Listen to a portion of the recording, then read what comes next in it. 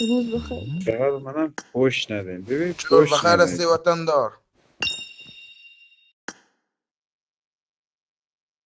خب دور بخیر بابا وطندار جانی جور است. بانم جان بابا جان جانم هستی. وطندار تاجک جگرش هستی. تاجک هستی. تاجیک هستیم چه تاجیک ها زنده باد تاجک.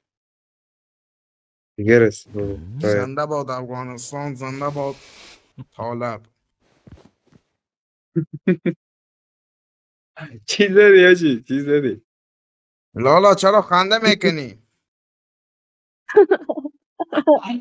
دارت سرویس کیش نگو خنده میکنی کنکش. خیرم ده میکند. خیرم ده میکند. خنده میکنه. نه دیگه نه وای چه سمیه. وای پاره شدم. بس میگه چی سمی انجشیر. بچه پیرم دقیقه همین نکن. یک دقیقه انجشیر. وایس. الان.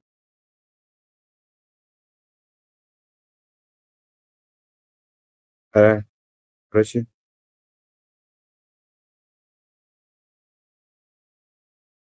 خواست میگه چی صحبت کنی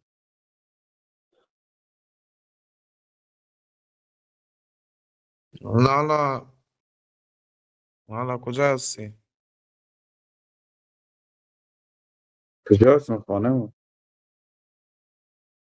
نه نمیگویم در خانه نیستی. میگویم کجا هستی؟ کجا افغانستان هستی لالا؟ افغانستان نیستم لالا افغانستان چی گو بخورم کجا هستی؟ نه بابا آلمان است همبرگ هستی لالا؟ بابا گویی میگم نیستم اصلا هیچ نیستم در این دنیا بابا پاسپورت کردی کرم ده میکند. بس نگه او کیر نیستش او چول است او دودول است پسش بره اگه این کیر نبود تو اینجا نمیودی. کرم ده کن. ای از تو از کیر دیگه گرفتی که خدا جمع کم گرفتی ها می آیم با همین کرم مامانت را گایش میکنم کن کشت اون از خواره تکیم.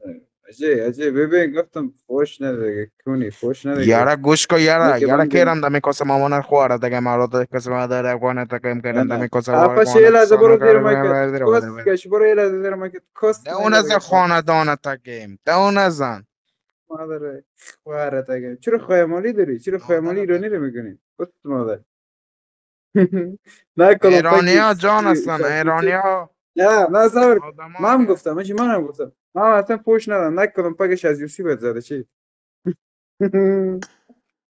خاندان تکیم. دی یارو شک نکرد اصلا. یعنی میگش چون خوی ماله